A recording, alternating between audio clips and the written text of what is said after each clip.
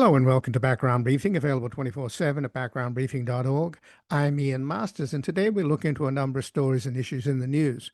We'll begin with the increasing likelihood that the Trump administration will attempt to take out Venezuela's Maduro and try to avoid a war with the country's armed forces that have Russian missiles, which could threaten American ships, resulting in a catastrophe in what would be the 21st century's equivalent of the 1898 sinking of the Maine. Joining us to discuss how, while it may be easy to get rid of Maduro, it will be much harder to undo the patronage system at the top of businessmen, generals, and corrupt judges, along with collectivos of government-armed vigilantes who suppress opposition activity. Joining us is Javier Corrales, a professor of political science at Amherst College, who serves on the editorial board of Latin American Politics and Society and America's Quarterly, and has also been a consultant to the United Nations, the Center for Global Development, and the American Academy of Arts and Sciences. He's the author of Dragon in the Tropics, Hugo Chavez and the Political Economy of Revolutionary Venezuela, and his latest book is Autocracy Rising, How Venezuela Transitioned to Authoritarianism. And we will discuss his article at the New York Times, How Maduro Future-Proofed His Dictatorship. Then we'll examine a set of policy prescriptions the Democrats could use to go on the offensive and take back the House and Senate in the midterms to stop Trump's systematic and comprehensive destruction of the United States.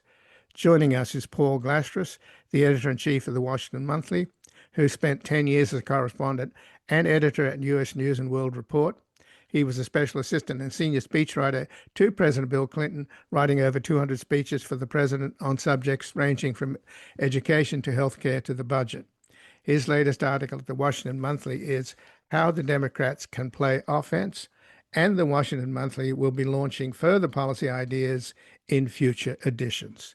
Then finally, with Trump deciding not to attend Wednesday's Supreme Court hearing on the legality of his tariffs, we'll assess whether SCOTUS is poised to shred its last vestige of legitimacy by siding with Trump in what would be a naked partisan political move, and speak with Daniel Harawa, a professor of law and director of the Federal Appellate Clinic at New York University.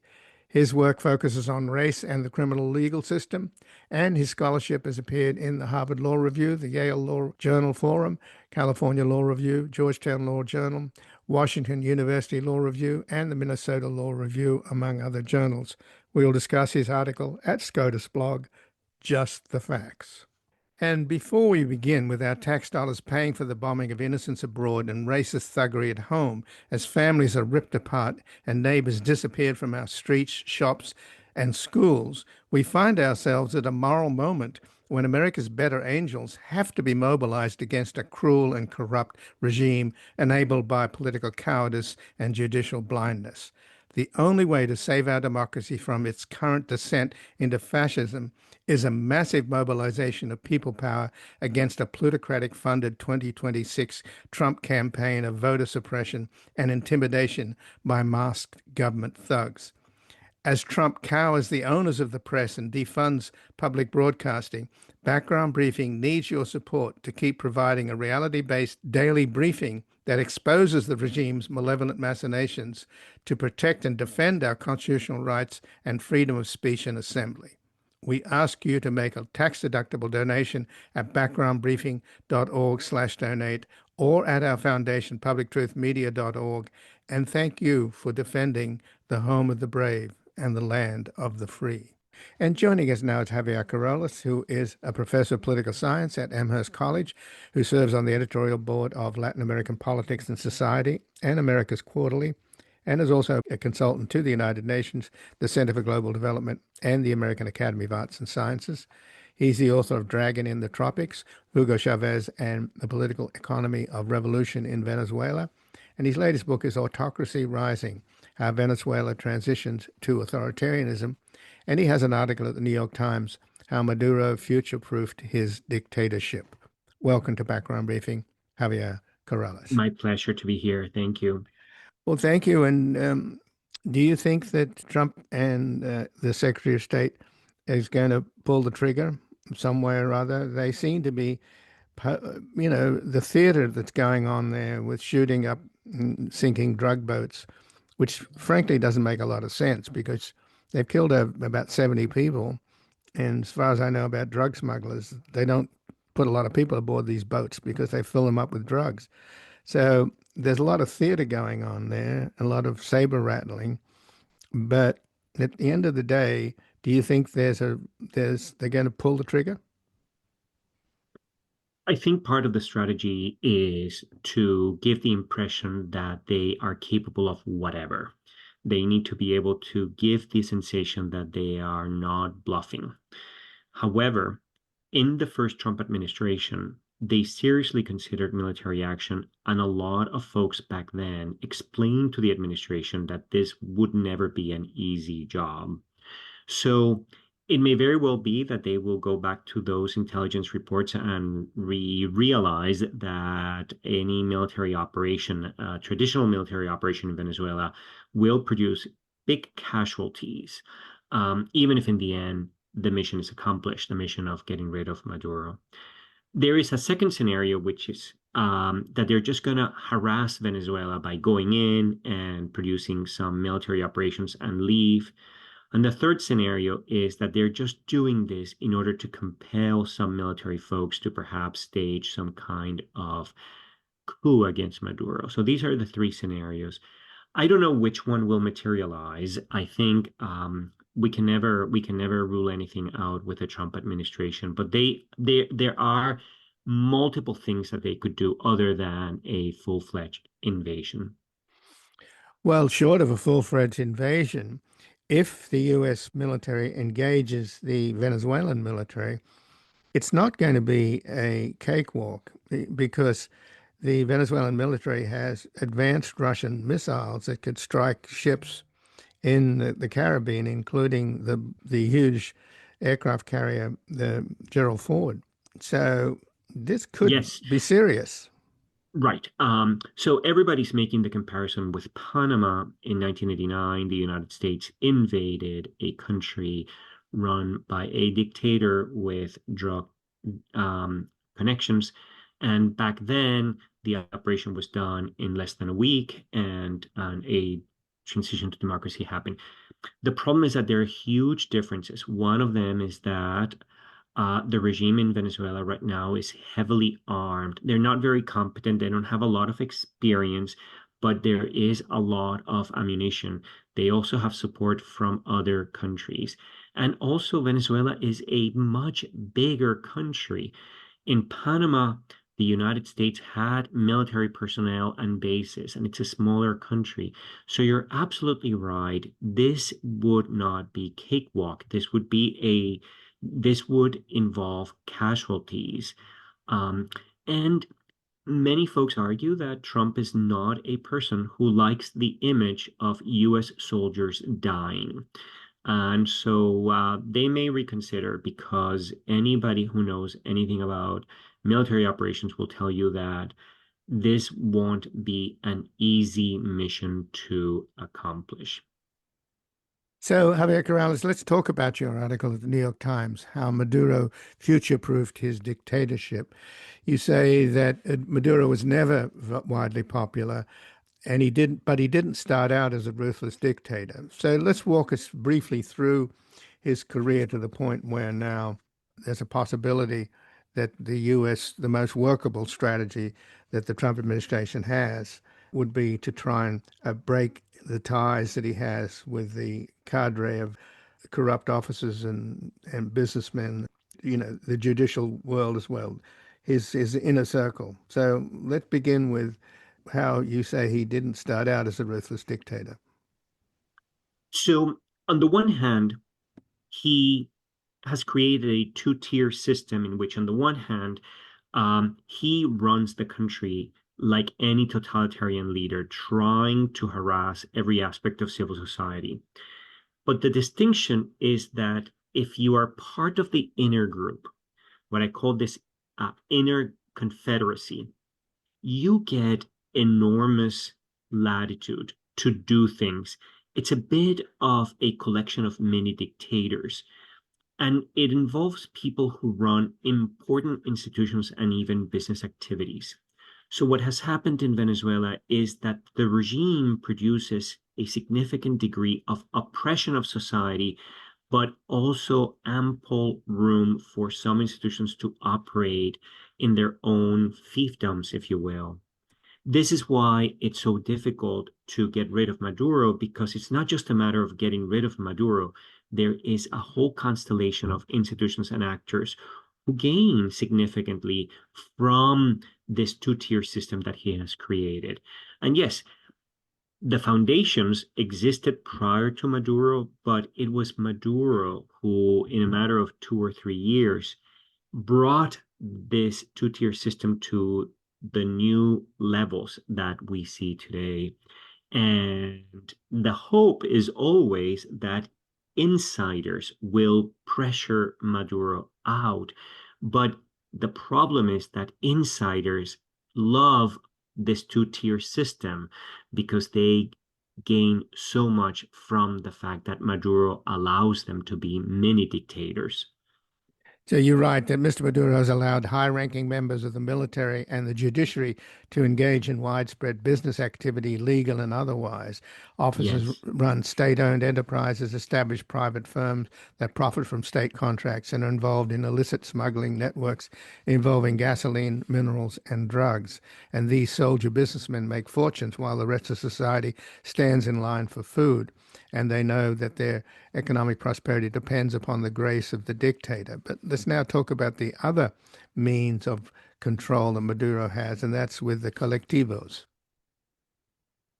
Absolutely. So one of the trends we're observing in many dictatorships, not just Venezuela, is that dictators are now sort of like privatizing the coercive side of the state. They will have armed forces, they will have official intelligence services, they will have a police, they will have a national guard, but they also contract out some of the repression. You create civilian groups and you arm them. And you basically go to them in neighborhoods and say, every time that there's a protest, go to that protest, harass the people, and you're free to engage in acts of criminality. You can steal properties, you can vandalize property, you can walk away with any loot that you want to do, and we will never go after you, provided you do this dirty job for us. In Venezuela, the groups that do this are typically called colectivos.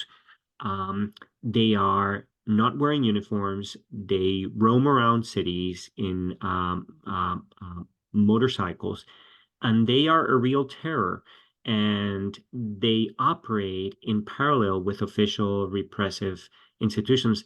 And these colectivos, we could call them semi-paramilitary groups, are scarier than government officials in so many ways because they just show up out of the blue and they are not uniformed.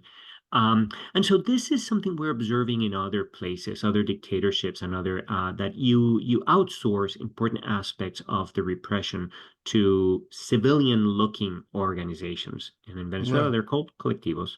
Right. And the Iranians have the morality police that operate in a similar way. So Hmm. let's talk about the safe havens that Venezuela provides to Colombia's FARC and ELN guerrilla movements.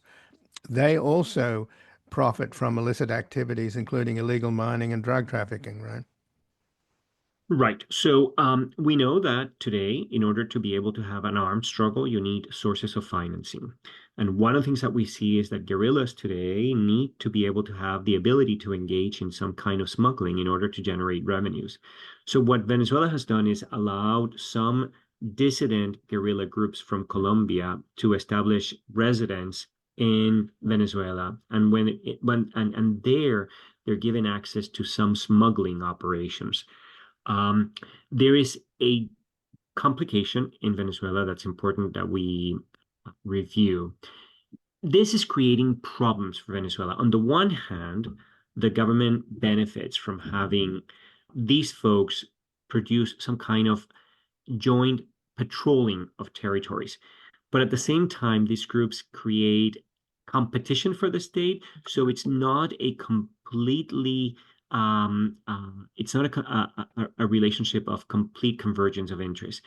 Nevertheless, we do see that the government of Venezuela is also relying on these international guerrilla forces to run some parts of Venezuela's international political economy. And that is super interesting. And it's one way that they can generate revenues, the Venezuelan state, because these guerrillas pay some kind of tax on, they pay some kind of tax to the Venezuelan state. So let's talk about then the most likely scenarios involving trying to get rid of Maduro, short of going into all-out sort of kinetic war. Um, Obviously, the inner circle, the very people we're talking about, are not going to be easily removed. So if Maria Machado, who just won the Nobel Prize, if she were to be, installed by the US one way or another as a new leader, she would be inheriting Maduro's corrupt patronage system, right? And you're arguing that it's not going to be easy to undo that. Exactly. So there is going to have to be a significant amount of thinking behind how do you rebuild this kind of state. We know from the experience of Iraq that in trying to moved into a state that was controlled by another faction and trying to get rid of that entire faction entirely can cause a lot of trouble. So trying to start from scratch and punish the folks who ran things before is a problem. At the same time, you need to restart the state. You need to create new institutions. There has to be a process of institutional rebuilding, not just a change of teams. That's the key point. And that in so many ways, we don't have a lot of experience. We know that we're going to need more money, more than just money, sorry. There has to be an effort on the part of international actors to help the new team create those kind of institutions that can produce the degree of resistance to armed conflict that is possible in a post-Maduro scenario. Many of the folks who are part of this inner confederacy, they have access not just to illicit businesses, but to arms and ammunition. They could easily turn into an armed insurrection or create a lot of violent troubles for the state. So it's not an easy operation either, the effort to bring democracy. It requires more than just thinking about replacing the current leadership. Well, the irony that I see, Javier, is that the very mechanism that Maduro has created, which is co-opting the judiciary and corrupting the state, is in many ways what Donald Trump is doing here in the United States. He's already um, stacked the Supreme Court, and they're doing his bidding, and he's destroying all kinds of institutions, the rule of law by taking over the Justice Department and using it as a weapon against his enemies, etc. So he's not that different from Maduro. I don't know where Marco Rubio comes down in this. It seems that in many ways Trump has allowed Marco Rubio to run this operation against Venezuela. But do you see that as an irony that Trump is trying to install in many ways the corrupt regime in the United States that Maduro has established in Venezuela? in many ways, the Venezuelan regime today is an example of what can happen when, sort of like when you fast forward into the future and when you start to take steps like this. You're absolutely right that when Venezuela started its transition to democracy under Hugo Chavez in the early 2000s, Chavez took the same institutional steps that Trump is taking. The idea is to concentrate a lot of power in the executive branch, erode the system of checks and balance, criticize political opponents who were disagreeing, going after the press, and politicizing both the bureaucracy and the judiciary. In the very beginning, nobody feels that this may necessarily cause or lead to a very repressive apparatus down the road. But in Venezuela, it quickly led into this. So yes, we could perhaps think of Venezuela as what can happen to a process of executive aggrandizement if it doesn't get checked in time. And I think most analysts would agree that while the Trump administration doesn't like the ideology of the government in Venezuela, it doesn't seem to be disagreeing with the initial steps that that regime took to concentrate power in one party, as was the case in Venezuela. So thank you for that question, Ian. Right. But I don't see a lot of ideology. I see a lot of criminality. And, I mean, in this country, Trump has managed to paint the Democrats as a bunch of radicals when Yes, so he's this is typical. yeah, It is but typical for, right, sorry. but I'm saying, on the Republican side, you have a Nazi problem. There's so many of them are pro-Nazi. I mean, who are the real radicals here?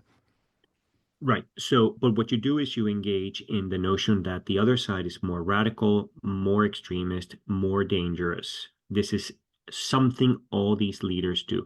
Every effort by any president to try to concentrate powers in their hands, they will have to engage in that type of demonization of the opposition. And it's always the same. The opposition is the most radical, the most extremist, the most dangerous. We're here to provide security.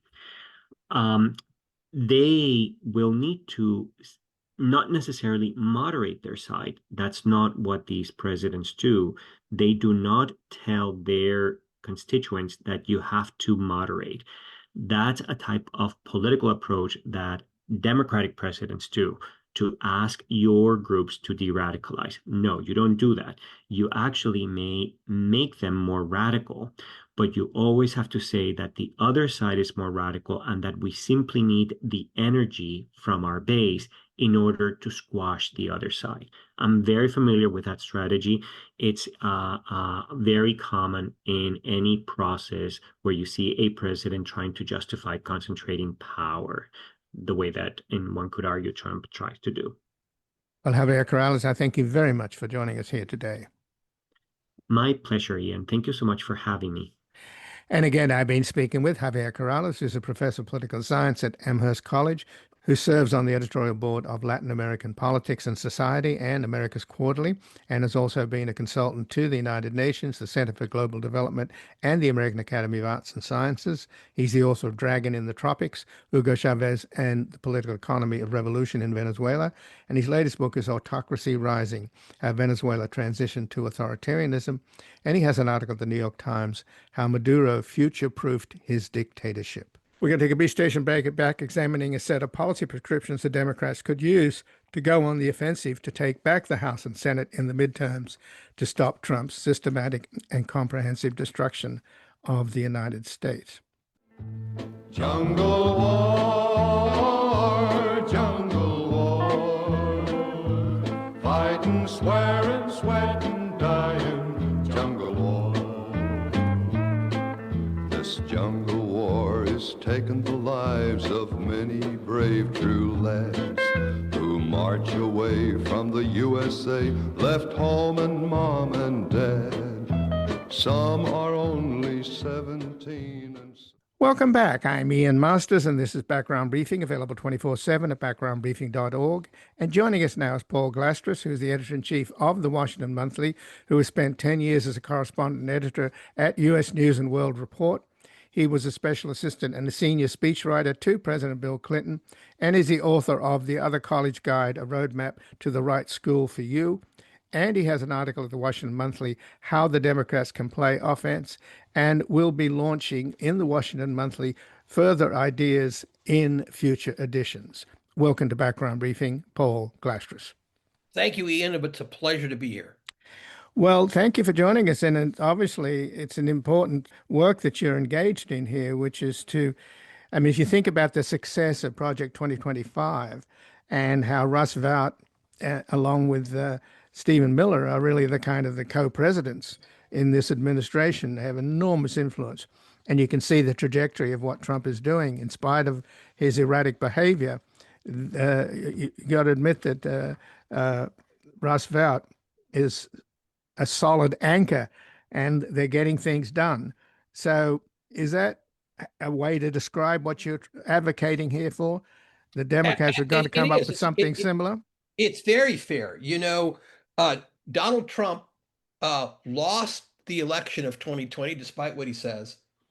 But he and his people, instead of burying their heads in the sand, they put their heads together. And they spent 4 years hashing out myriad ideas for policies and actions that they would take if they won the White House again. And a lot of this is, Trump famously denied that Project 2025 was his blueprint, but it was. And he literally ran on some of its big ideas. And now that he's in power, he's implementing them. And we're seeing the strategic genius of using 4 years out of power to reload your arsenal of weaponry, of policy ideas. And what we have been arguing in the Washington Monthly literally since the week Trump won the 2024 election, and as we argue in this latest issue of the Washington Monthly, Democrats need to do the same thing. They need, really, I don't just mean Democrats, I mean the opposition to MAGA needs to formulate ideas that it can run on to win the hearts and minds of the key voters that the Democrats have lost in recent years. And, I'm not telling your readers anything they don't know. The Democrats have seen eroded support among working class Americans now for a long, long time. And the key is to win them back, or win enough of them back, that when you combine that with the educated voters and so forth, you have a winning coalition. And it's got to be done so that you're winning in a lot of states that Democrats no longer are competitive in. And so it's in that spirit that we have in this issue several big ideas that, we've talked to as many people as we can and been as honest with ourselves as we could be, saying here are some things that the country really needs, and some party ought to get behind him, and why not the Democrats? Well, what I find extraordinary, though, is that the Democrats did not lose so badly in the last election, in spite of Biden's mental meltdown in the one and only debate, and the fact that they'd quickly put Kamala Harris in there as a substitute, but she didn't have much time, and she never really did enunciate any kind of a vision. And yet, Harris won 75,019,230 votes in the popular vote, and Trump won 77,303,568 votes. So only a 2 million vote difference. So it's not as if they got a drubbing in the last election and they had tremendous disadvantages.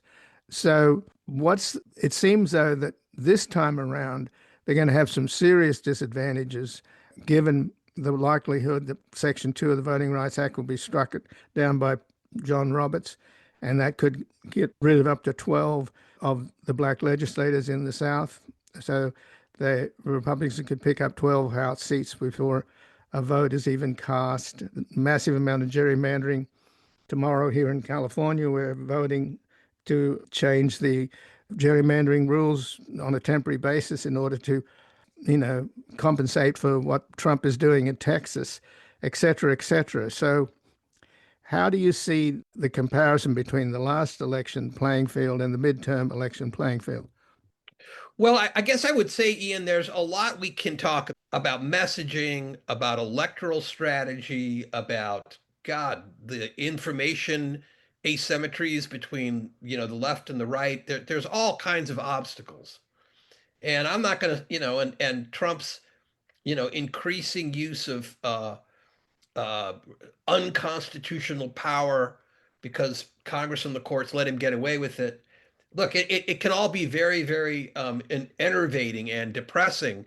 And you're right that it's not like he won some vast mandate. He won fair and square, but it was not it was one of the narrowest wins in recent years. So it's not like Democrats are out of the game. But, there's at the same time, you're seeing Trump's polling on his job approval rating, on his management of one issue after another, especially the economy, just tanking. And yet it really hasn't lifted much at all the sort of generic appeal of the Democratic brand. And there was a report out the other day that just linking yourself as a Democrat, just the label Democrat reduces the chance of a candidate winning, regardless of their message, by 5 or 10%. So the brand is toxic, right? We've known that for a while. And there's a lot we can discuss, but what we're discussing in this particular issue, and what the Washington Monthly really is trying to focus on, not saying these other things aren't important, but policy really matters, man. Policy really matters. How is Mamdani the person likely to win the New York mayoral race? What do we know about Mamdani? We know about his policies, right? He's going to create public grocery stores, free buses, and freeze, rent for rent control apartments. Boom, boom, boom. Everybody knew what Donald Trump was running on, right? He was running on tariffs and kicking illegal immigrants out of the country and one or two other things. Everybody knew it. Kamala Harris, I don't think people quite knew what her thing was. They didn't have it all thought through, and they didn't have a vision behind it. And not that other things aren't important, but policy and vision are really important. And that's what Democrats can focus on when they have no power, right? There's only so much Democrats can do right now where they're minorities in the courts, they're minorities in Congress, they have no power in the White House. They've got a few blue states and they're holding on, but they're not powerless to craft the weaponry they're going to need in 2028. So, Paul, who's going to craft the vision? Is somebody going to do it, or is some Democratic leader going to come forth and enunciate a vision? Well, let's go back to the last time I think this really happened, and that was Bill Clinton in 1992. Bill Clinton really was an ideas candidate in 1992, and everybody knew what he stood for. He was going to put more police on the street. He was going to change welfare, end welfare as we know it. He was going to put people before the powerful, all of that. He had a kind of populist, middle American break with some old Democratic thinking, but not adopt conservative thinking. And, he was the first Democrat to win in many, many cycles. And, held on for 2 terms. And those ideas didn't come out of nowhere. Those ideas had been road tested, had been crafted, had been discussed in magazines like the Washington Monthly, to be quite honest. It had been in think tanks. It had been in bowl sessions with his friends. It ultimately does take a candidate, a presidential candidate, to pull the different strings of thought together and shape it into a vision of his or her own. And, I don't know who the candidate's going to be in 2028. You don't know who the candidate's going to be. We can speculate. But what we can do to be helpful between now and then is get discussions going about what government can do to help the bottom 60, 70% of Americans who have been screwed, right? Trump is president today because he said to those people, I'm going to overturn the existing order that's screwing you with these new, I would say mostly ill-advised policy ideas, and that's going to help you. And right now it's not helping him, and that's why his polls are down. The test of this stuff is ultimately whether it helps people. And, Bill Clinton left as one of the most popular presidents because at least during those 8 years, the policies worked. And so there's a lot we can't control, but how we think and what we stand for and what we would do if we had power, that we can control. Well, the contrast couldn't be starker, Paul, with over the weekend on Halloween, Trump having a party down in Mar-a-Lago on the Great Gatsby theme, uh, which was sort of almost Marie Antoinette-like in comparison to what was really happening with the very people in this country who are 42 million facing hunger, and the government is shut down. And essentially, we don't even have a legislative branch anymore. They're on permanent vacation. I mean, Hitler had to burn the Reichstag down in order to get rid of his parliament, and Mike Johnson and the Republicans have just walked away. So at this point, I would think the Democrats, they've got a great opening here to talk about what they can do to help people, particularly people who are being hurt by Trump, and not necessarily spending their time telling us how bad he is, because, boy, do we know how bad he is. Yeah, and it's not just how bad Trump is. It's people know both parties have contributed to a system where it's very, very hard to get ahead in this country. If you don't have a college degree, if you weren't born to at least some affluence, upward mobility is tough. Making it through the month is tough.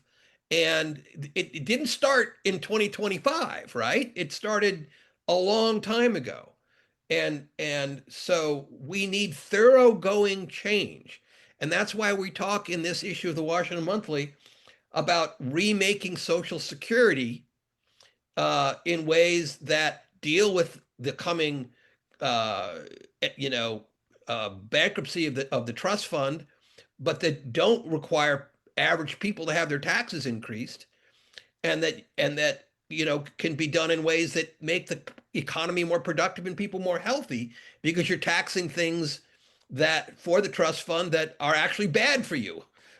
We talk about the fact that, look, if you look back, people look at rural America and they think, oh, rural America is lost to the Democrats forever.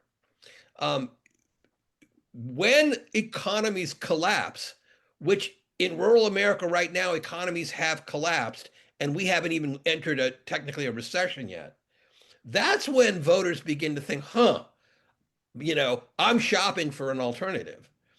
FDR basically secured the rural vote for Democrats for 2 or 3 generations by running on policies to help rural America in 1932, and then making good on it. Things like rural electrification and crop support. Rural Americans felt they knew he was going to do something. He promised to do something for them that made them think he was on their side, and then he delivered real palpable improvements in their life. Barack Obama, was able to win a lot of rural votes back when the economy collapsed during the Great Recession. Unfortunately, he and the Democrats didn't deliver much improvement for rural America. If any, things got worse. And so now the Democrats are in a hole. But, Trump's digging himself a hole in rural America that Democrats can come back and win some of those votes, but they have to have the policies. And, we're talking about that in the Washington Monthly. Well, Paul, I'm afraid we've run out of time, but I recommend the work that you've done in the Washington Monthly, and I thank you for joining us. Thank you, Ian. It's always a pleasure to get a chance to, talk to your great audience. Well, thank you, Paul. And again, I've been speaking with Paul Glastris, who's the editor-in-chief of the Washington Monthly, who spent 10 years as correspondent and editor at U.S. News and World Report. He was a special assistant and senior speechwriter to President Bill Clinton, and is the author of The Other College Guide, Roadmap to the Right School for You. And he has an article at the Washington Monthly, How the Democrats Can Play Offense. And the Washington Monthly will be launching further ideas in future editions. We're going to take a brief station break. We're back looking at how the Supreme Court is poised to shed its last vestige of legitimacy by siding with Trump on the tariffs ruling, which would be a naked partisan political move. Get up, stand up for your right. Get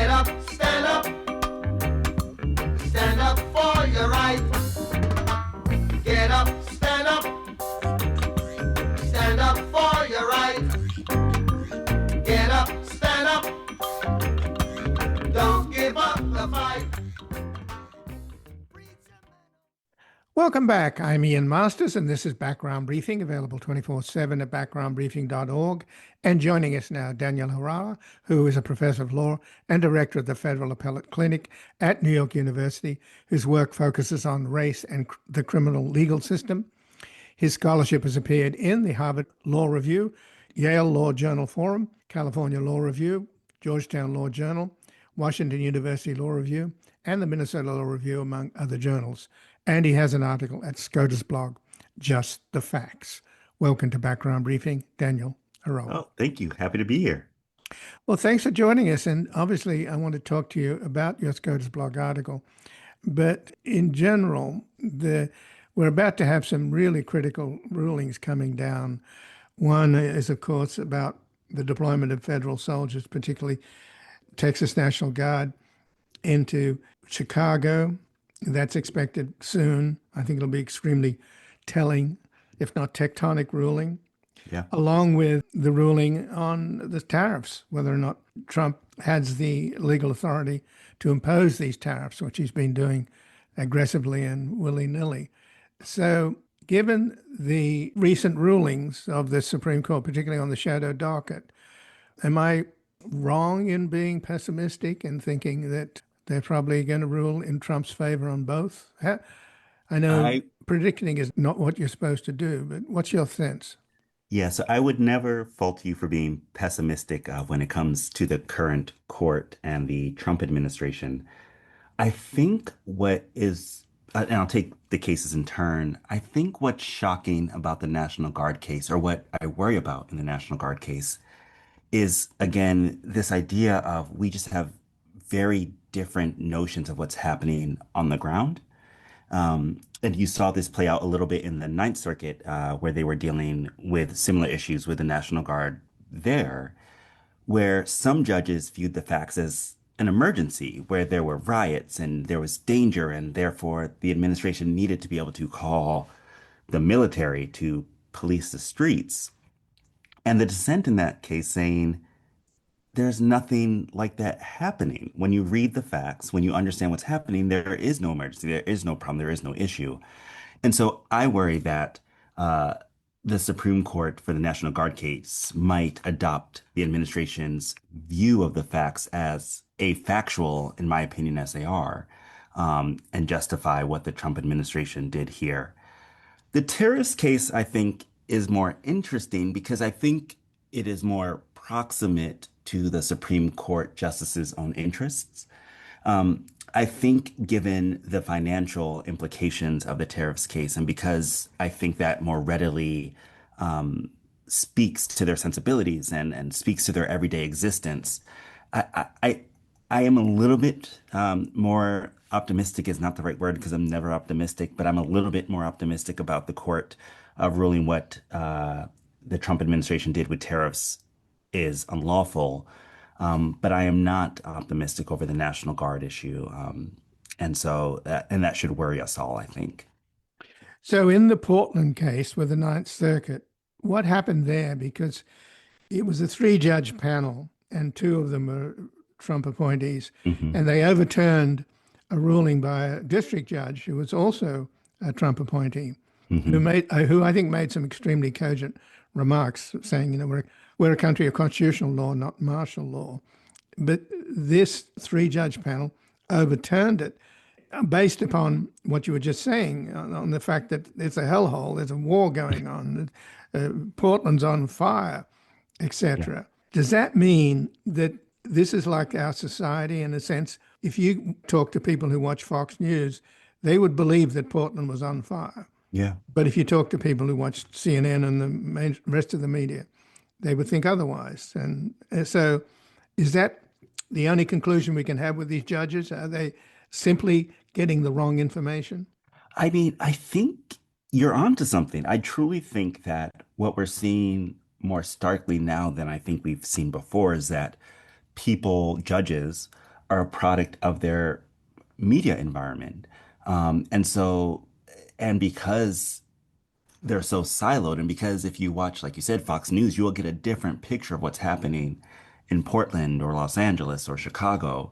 when you compare it to watching MSNBC, that it seems to me to be coloring the way the judges are viewing these cases, which is deeply problematic when you have district court judges, like you said, in the Portland case, for example, who are doing very careful kind of factual findings based on the record that's presented to the court, which the dissent in that case noted, based on the district court's finding, that of course there's no emergency here requiring the military to police the streets.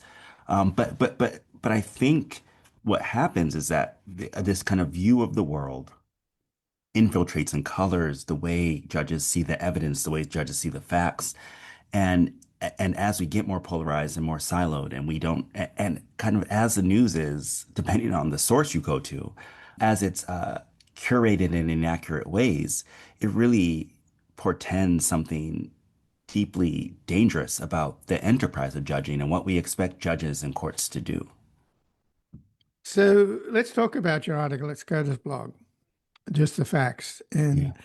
obviously, you're making the case that the Supreme Court's drifting away from being a court of law towards something more political, in the sense that they're basically, rather than analyzing and ruling on the law, they're ruling on the facts as they see them. And that gets back to what we're just talking about here with the Portland case.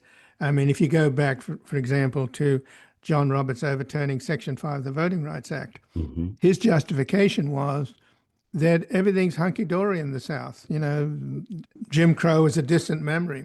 We're all reformed now. We're all, and of course, nothing is like that is true. The minute on the requirement to get pre-clearance from the Justice Department for voting maps, the minute that that was no longer required, you suddenly saw massive gerrymandering. And now the Supreme Court is poised to rule, having had oral arguments, on whether to get rid of Section 2. And that's even more alarming, because that really would take us back to Jim Crow, because if the majority were to rule in Trump's favor on that, or the Republicans' favor, that would mean that, 12 black Congress people in the South would lose their seats. And before the midterms were even voted on, one vote was cast, the Republicans would have a majority and the Democrats would have a heavy lift in taking back the House. So is this the beginning of what you detected as a problem? Yeah, so I think the problem is, right, like even the justices would have you believe that they are not political, that what they do is law, it's kind of neutral enterprise. But I think the problem is, or what betrays that kind of notion, is that when you manipulate facts, when you create facts, that when you ignore facts, it does seem like what you're doing is less about judging and more about politics, right? And when you have to take a version of the facts that don't match what happens on the ground to reach a legal conclusion, it seems, and one would be right to point out, that that feels a lot more like politics and a lot less like judging. And this isn't new. Like, there have always been complaints that judges kind of cherry pick facts or kind of skew facts in a way to kind of fit positions. But to me, this moment feels different because we can see it with our own eyes. Like, you can see videos of what's happening across cities in America and understand that what is happening doesn't match the way judges are describing them. But it's also different because the justices, the liberal justices on the court, are calling it out, and they're saying, and they're kind of explaining to us all that what is happening here, what the conservative court is doing, is not consistent with the facts on the ground. They're kind of cherry picking and manipulating facts to reach their outcome, and I can only imagine that getting worse as we have an administration that is doing more and more kind of blatantly unlawful things. To the extent the court or a court is going to bless what this administration is doing, it necessarily has to twist itself up in knots and kind of ignore the blatant illegality of the actions of the administration in order to bless what it's doing. And so I do deeply worry that even if one was inclined to believe in the judiciary and kind of believe that judges and the courts are operating in good faith and the Supreme Court's operating in good faith, when it seems like what they're doing is just counter to the facts, even the most well-intentioned observer, I think, should be skeptical of this court and should think that what it's doing resembles politics much more than it resembles any kind of notion of even-handed judging. But given the 6-3 supermajority, what's happening now, apparently, with the three in the minority, is there's a disagreement among the dissenting voices on the Supreme Court, Yeah. where Sotomayor apparently wants to sort of still engage with the Republican majority, whereas Ketanji Brown Jackson feels that the only thing they can do is to have, honest and strident disagreement Yeah. and publicize that disagreement. Otherwise, I don't know whether you can name and shame the supermajority because I think they are political operatives in robes, Yeah. but nevertheless, I, how do you come down on that well, split? yeah, so I think Justice Jackson, to my mind, is the most important person to look out for this year and in the coming years. Because, like you said, I think what she is doing is just fundamentally different from what every other justice on the court, the other liberal justices included, um, are doing, in that she is really trying to tell us all. I think she is speaking to the public when she tells us what's happening, when she tries to kind of raise alarm about what the court is doing. And she's doing it in a way that isn't trying to kind of play inside baseball and trying to kind of curry favor. She's doing it because, to my mind at least, she's reminding us that we all have a role in kind of this constitutional democracy. And when the court is letting us down, then other sites of democracy need to kind of step up and be the bulwark that protects our constitution. And so, I mean, I find Justice Jackson's writing to be extremely important just because I think more than any other justice on that court, she's speaking to us. And it is important for us because it's hard to get lost in the technicalities and minutiae of the court. But when she's speaking to us in the way that she does, I think she's trying to make clear and lay bare kind of what is happening in order to energize us and to motivate us to try and capture or recapture our constitutional democracy from the vision that the conservative supermajority on the court has laid out for us. So, given that the Supreme Court is expected to decide legal questions, not re-examine factual disputes, and this is at the heart of your article at SCOTUS blog, Daniel, let's go through some of the examples. Kennedy versus Bremerton School District in 2022, the majority depicted a football coach's public prayer as a private act, ignoring the factual record. Mahmood versus Taylor in 2025, the disagreement over whether religious parents were truly forced to expose children to LGBT inclusive curricula. Alexander versus South Carolina, NAACP, majority rejected findings of racial gerrymandering, which the dissent said ignored key evidence. And then Noam versus Vasquez Perdomo, the majority minimized racial profiling during immigration raids, dissent calling this portrayal blinking reality. Now that's really current, given what we're talking about, what's been happening in Portland and Chicago. So walk us through some of those examples, because this is more than a pattern. Yeah. So I think, well, let's start with Kennedy, because I think that is the most visual example of just ignoring or manipulating or creating facts, whatever word you want to use. So there, it was about the First Amendment rights of this public school football coach to engage in prayer. And the dispute was really whether he was doing it on his own time, in his own space, or whether he was doing it in public with the students in such a way that it would coerce or kind of impose his religious beliefs on the students he was charged with coaching. And the majority paints this picture of this coach who was kind of in silent prayer on his own, and just reflecting.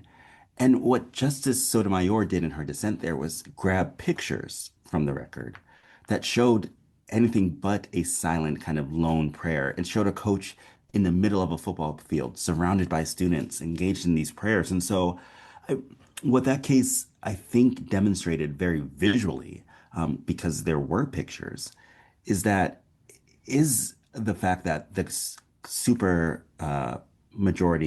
supermajority on the court is willing to manipulate facts to reach a certain outcome. I think you saw something similar in Mahmoud v. Taylor, where Justice Alito, in his opinion, was painting these LGBTQ inclusive children's books as being kind of salacious or grotesque or inappropriate for school-age children. And you had really the dissent call him out and say the books he's describing don't resemble the books in real life. And you saw pictures of these children's books in the opinions. And so again, you have this kind of visual representation of a conservative supermajority portraying facts in a way that is just inconsistent with how they exist on the ground. And I think most recently, as you said, kind of Vasquez Perdomo is truly, I hope, goes down in history as a decision that the court is ashamed of. Because there you have these immigration raids where people with the Trump administration admits that it is targeting people based on their ethnicity, their race, and the language that they speak. And so they admit that they're engaging in blatant racial profiling. And what Justice Kavanaugh did there was he wrote this opinion saying that to the extent these stops happen, they're unintrusive. If you are a citizen or if you don't deserve to be stopped, they let you go right away.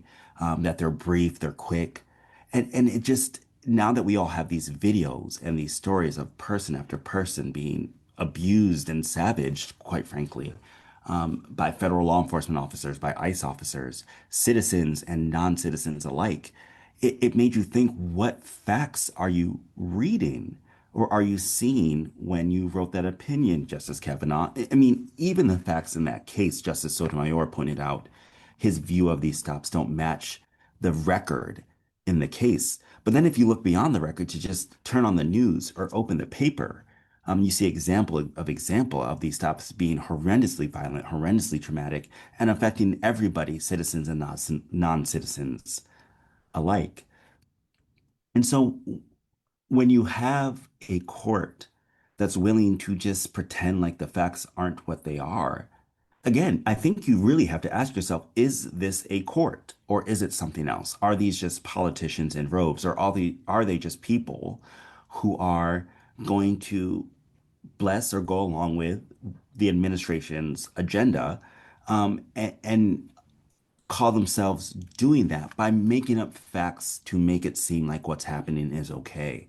And that to me is really concerning. And not to harp on Vasquez Perdomo, but what I think it also shows is that it's just the supermajority, the conservative supermajority, just is unbothered by what's happening because it will never happen to them, right? They don't ever have to worry about federal law enforcement believing they're in the country unlawfully and stopping them and detaining them or whisking them away or holding them until they can prove their citizenship in a satisfactory way. And when we have judges who aren't invested and don't care about what can happen to a citizen who may not look like them or who may not share their experiences, I think that also is a very dangerous reality to live in when we depend on courts to kind of be the safeguard of all of our constitutional rights. Well, Daniel, I mean, all they have to do is look at the video that the Department of Homeland Security has put out to recruit people for ICE. Yeah. And in the video, it says that your job will be to defend our borders and defend our culture. Now, what in God's name does that mean? Defend our culture. That's clearly, more than a racist dog whistle. Yeah, no, I mean, again, and like you said, how does a court ignore the fact that this administration is being, quite frankly, honest about what it's doing? And I think a good example of how the Supreme Court has treated this in the past is if you go back to the Muslim ban case of the first administration, Trump administration, there the court said that the ban wasn't animated by Muslim animus, but we had statement after statement from President Trump explicitly saying that he intended to ban Muslims, and the court kind of turned a blind eye to that. And so the question becomes, as these kind of statements become, as you say, less of a dog whistle and more of like a kind of How? yeah, like a howl, or like they're blasting it over a speaker, what they're doing. Um, as it become more obvious, what does a court do? And a court that ignores it, I think, loses legitimacy, or should lose legitimacy, in my view, because they're operating in a world that just isn't one that's tethered to reality. Well, Daniel Harawa, I thank you very much for joining us here today. Thank you so much. It was great to be with you. And again, I've been speaking with Daniel Harawa, who is a professor of law and director of the Federal Appellate Clinic at New York University, whose work focuses on race and the criminal legal system. His scholarship has appeared in the Harvard Law Review, Yale Law Journal Forum, California Law Review, Georgetown Law Journal, Washington University Law Review, and the Minnesota Law Journal, among other journals. And he has an article at SCOTUS blog, Just the Facts. And this has been Background Briefing. I'm Ian Masters, and I'd like to thank producers Graham Fitzgibbon, Sasha Linden Cohen, and Asher Price. If you missed any of today's program or would like to explore our vast archives, you can find us at backgroundbriefing.org, where we include extended interviews searchable by topic and have made it easier for you to sign up for daily email updates that provide links to resources, articles, and books discussed on the program. Also, you can find links there to subscribe wherever you get your podcasts, and we highly encourage your ratings and reviews on those platforms. Find us on Twitter and Facebook, as well as also now on Blue Sky at Ian Masters Media. And please do help us reach more listeners by sharing the program with friends, family, and colleagues.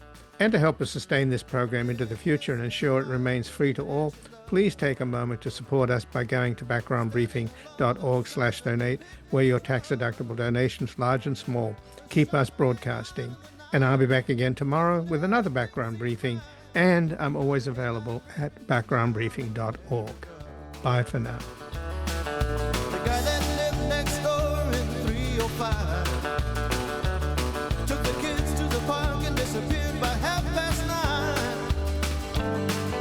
Who'll ever know how much she loved them so? That dark night alone in America. A quiet voice singing something to me, an angel song about the home of the brave in this land here of the free. One time, one night in America.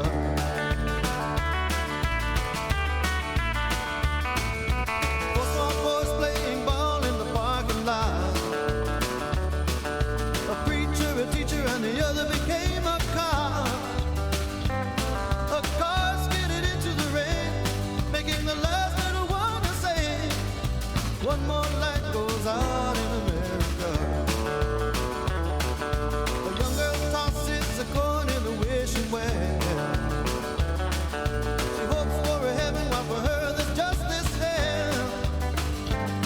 She gave away her life to become somebody's wife. Another wish unanswered in America. People having so much faith, die too soon, well all the rest are made. We write a song that no one sings on a cold black stone where a lasting peace will finally break.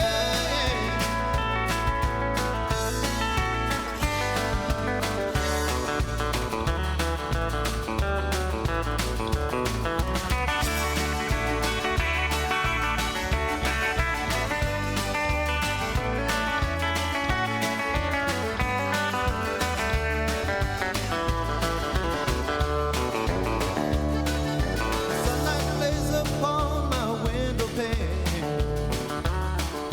I wake up to a world that's still the same. My father said to be strong, that a good man can never do wrong. In a dream I had last night in America. A wise man was telling stories to me about the places he had been to and the things that he had seen. A quiet voice was singing something to me, an angel song about the home of the brave in this land here of the free. One time, one night